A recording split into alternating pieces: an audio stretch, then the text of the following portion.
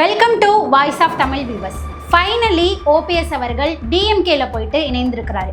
OPS அவர்களோட யார் யாரெல்லாம் சேர்ந்து டிஎம்கேல இணைந்திருக்கிறாங்க அப்படின்னு பார்த்தோம்னா, ஓபிஎஸ் அவர்களுடைய மகன், அதாவது அதிமுக முன்னாள் எம்பியான ரவீந்திரநாத் அவர்கள், அதுக்கப்புறம் ஓபிஎஸ் அவர்களுடைய தீவிர ஆதரவாளராக இருக்கக்கூடிய அதிமுக எம்எல்ஏ ஐயப்பன் அவர்கள், அதன் பிறகு ஓபிஎஸ் அவர்களுடைய ஒரு சில ஆதரவாளர்கள்னு இவங்க எல்லாரும் சேர்ந்து தான் டிஎம்கேல முதல்வர் மு.க. ஸ்டாலின் அவர்களுடைய முன்னிலையில இணைந்திருக்கிறாங்க.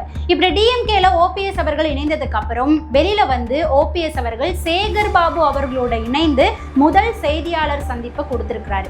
அப்போ அந்த செய்தியாளர்கள் சந்திப்புல ஓபிஎஸ் அவர்கள் அதிமுக மேல பல விமர்சனங்களை வச்சும், அதாவது அதிமுகவினுடைய பொதுச் செயலாளராக இருக்கக்கூடிய எடப்பாடி பழனிசாமி அவர்கள் மேல பல விமர்சனங்களை வச்சு நிறைய விஷயங்களை பேசியிருக்கிறாரு. சோ என்னெல்லாம் பேசியிருக்கிறாரு அப்படின்றத வீடியோக்குள்ள பார்க்கலாம். அதுக்கு முன்னாடி ஒரு முக்கியமான விஷயம் என்ன அப்படின்னு பார்த்தோம்னா, தமிழக அரசியல் வரலாற்றுல ஒரு கட்சியில இருந்து செயல்பட்டு 3 முறை முதல்வரா பதவி வகித்த ஒரு நபர், அந்த கட்சி யாரை எதிர்த்து செயல்பட்டாங்களோ அந்த எதிர்கட்சியிலேயே போயிட்டு இணைகிறது இதுதான் முதல் தடவை. ஸோ இந்த ஒரு விஷயம் தமிழக அரசியல் களத்துல ரொம்பவே பரபரப்பை ஏற்படுத்தியிருக்குது.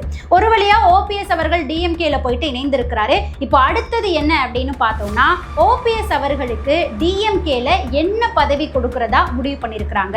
ஓபிஎஸ் அவர்களுடைய ஆதரவாளர்களுக்கு டிஎம்கே தரப்புல இருந்து எத்தனை தொகுதிகள் தரப்போறாங்க.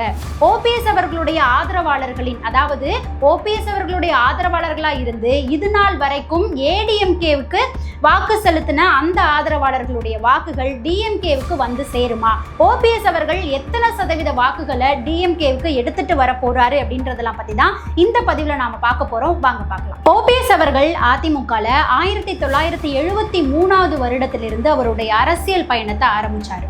ஓபிஎஸ் அவர்கள் அதிமுகல கிளை செயலாளர் பதவியில இருந்து ஒருங்கிணைப்பாளர் வரைக்கும் பல பதவிகள் வந்துட்டு வகித்திருக்கிறாரு. ஓபிஎஸ் அவர்கள் அதிமுகல 1973 வருடத்துல இருந்து அவருடைய அரசியல் பயணத்தை ஆரம்பிச்சாரு. அதிமுகவுல ஓபிஎஸ் அவர்கள் பார்த்தோம் அப்படின்னா கிளை செயலாளர்ல இருந்து ஒருங்கிணைப்பாளர் வரைக்கும் பல பதவிகள்ல இருந்திருக்கிறாரு. மறைந்த முன்னாள் முதலமைச்சர் ஜெயலலிதா அவர்களுடைய விசுவாசியா இருக்கக்கூடிய ஓபிஎஸ் அவர்கள் 3 முறை முதலமைச்சராகவும் அவை முனைவராகவும் நிதி அமைச்சராகவும் இருந்திருக்கிறாரு. ஜெயலலிதா அம்மா அவர்களுடைய மறைவுக்கு பிறகு அதிமுகவில் ஓபிஎஸ் இபிஎஸ் இந்த 2 தலைவர்களுக்கு இடையில ஒற்றை தலைமை அப்படின்ற ஒரு பிரச்சனை வந்தது. அந்த பிரச்சனைக்கு அப்புறம் ஓபிஎஸ் அவர்கள் அதிமுகவிலிருந்து நீக்கப்பட்டாரு அப்படின்றது நம்ம எல்லாருக்குமே தெரிஞ்ச ஒரு விஷயம் தான். ஸோ அந்த சமயத்துல சட்ட போராட்டங்களுமே வந்துட்டு ஓபிஎஸ் அவர்களுக்கு கை கொடுக்கல, பலனளிக்கல. அதன் பிறகு பாஜகவுமே ஓபிஎஸ் அவர்களை கைவிட்டுட்டாங்க அப்படின்ற மாதிரி பேசப்பட்டது. அதன் பிறகு ஓபிஎஸ் அவர்கள் அதிமுகவிலிருந்து விலகி வந்து அதிமுக தொண்டர்கள் மீட்பு கழகம் அப்படின்ற ஒரு கழகத்தை வைத்து அதுக்கு கீழே செயல்பட்டுக்கிட்டு இருந்தாரு. அந்த கழகத்துல பார்த்தோம் அப்படின்னா ஓபிஎஸ் அவர்களுடைய ஆதரவாளர்களும் இருந்தாங்க. அதாவது அதிமுகவில் எம்எல்ஏவா இருந்த, ஊராட்சி மன்ற தலைவர்களா இருந்த, மாவட்ட செயலாளர்களா இருந்த பல பேரும் ஓபிஎஸ் அவர்களுக்கு ஆதரவாளர்களா அந்த கழகத்துக்கு கீழே செயல்பட்டு இருந்தாங்க. அப்பப்போ ஓபிஎஸ் அவர்களை அதிமுகல திரும்பவும் இணைக்கணும் அப்படின்ற ஒரு கோரிக்கையை அந்த கழகமே சேர்ந்து எடப்பாடி பழனிசாமி அவர்கள் கிட்ட வச்சிட்டு இருந்தாங்க.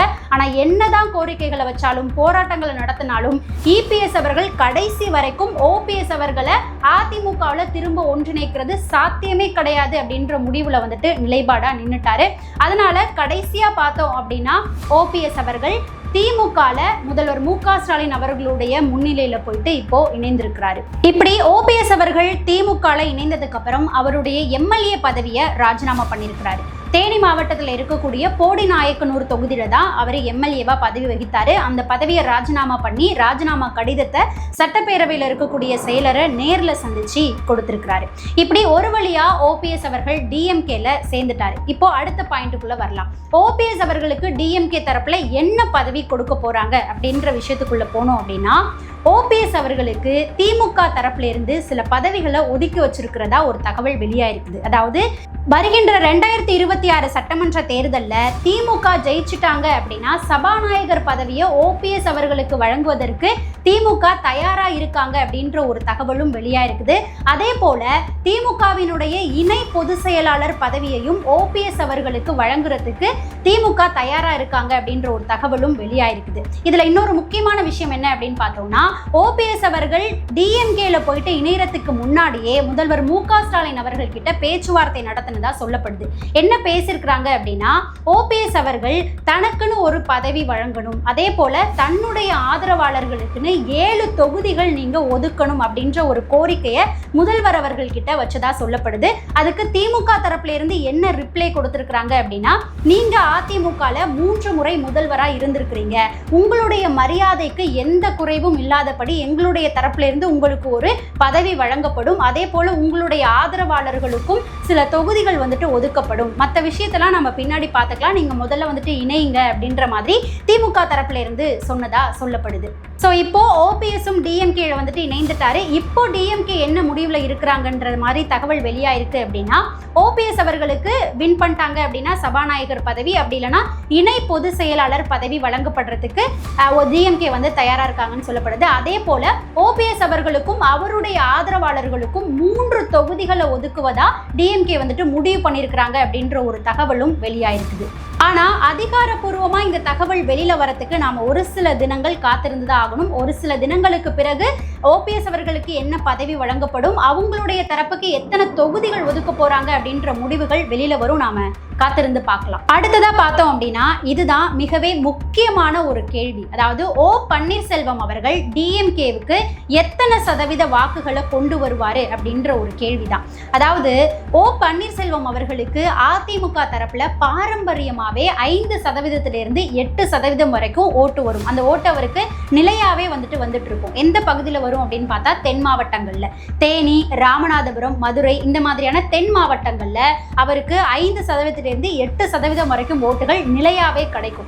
அவருக்கு நிலையாவே இந்த ஓட்டுகள் கிடைக்கிறதுக்கு காரணம் என்ன அப்படின்னு பார்த்தா, ஓ பன்னீர்செல்வம் அவர்கள் அதிமுகவினுடைய முன்னாள் முதலமைச்சராக இருந்த ஜெயலலிதா அம்மா அவர்களுடைய தீவிரமான விசுவாசியா இருந்தாரு. அது ஒரு காரணம். அவர் வந்து அதிமுகவில் இருந்தார். ஸோ இந்த காரணங்கள் தான் அவருக்கு அந்த 8% வாக்குகள் வரைக்கும் நிலையா வரத்துக்கு முக்கிய காரணங்களா இருந்தது. அந்த 5% வாக்குகள் இப்போ அப்படியே ஓபிஎஸ் அவர்கள் மூலமா டிஎம்கேக்கு போய் சேருமா அப்படின்னு கேட்டா அது வந்து கேள்விக்குறிதான். ஏன் அப்படின்னா, அதிமுகவினுடைய அரசியல் எதிரி, காலங்காலமா அரசியல் எதிரியா இருக்கக்கூடியவங்க வந்துட்டு டிஎம்கே. அப்படிப்பட்ட டிஎம்கே உடைய ஓ பன்னீர்செல்வம் அவர்கள் போய் சேர்ந்திருக்கிறாரு அப்படின்றது ஓ பன்னீர்செல்வம் அவர்களுடைய ஆதரவாளர்களா இருந்து அதிமுகவினுடைய விசுவாசியா இருந்த தொண்டர்களுக்கு கண்டிப்பா அது வந்துட்டு அதிருப்தியை தான் ஏற்படுத்தியிருக்கும் அப்படின்றத நம்ம சோசியல் மீடியா மூலமாவே வந்துட்டு பார்த்துட்டு இருக்கோம். ஏன் அப்படின்னா, இப்போ சமீபத்தில் தான் ஓபிஎஸ் அவர்களுடைய ஆதரவாளர்களாக இருக்கக்கூடிய அதிமுகவை சேர்ந்தவர்கள் சில பேர் வந்துட்டு வீடியோ வெளியிட்டு இருந்தாங்க. பிரஸ் முன்னாடியே வந்துட்டு பேசியிருந்தாங்க. என்ன பேசியிருந்தாங்கன்னா, ஓபிஎஸ் அவர்கள் டிவிகேல போயிட்டு இணைய போறாரு அப்படின்னா நாங்கள் கண்டிப்பாக அதிமுகலேருந்து விலகிடுவோம், ஓபிஎஸ்க்குமே வந்துட்டு நாங்கள் சப்போர்ட் பண்ண மாட்டோம், நாங்கள் டிவிகேல போயிட்டு இணைந்துருவோம் அப்படின்ற மாதிரி திண்டுக்கல்லை சேர்ந்தவர்கள், காஞ்சிபுரத்தை சேர்ந்தவர்கள், நீலகிரி மாவட்டத்தை சேர்ந்தவர்கள்னு சில மாவட்ட செயலாளர்கள், ஊராட்சி மன்ற தலைவர்கள்னு ஒன்று சேர்ந்து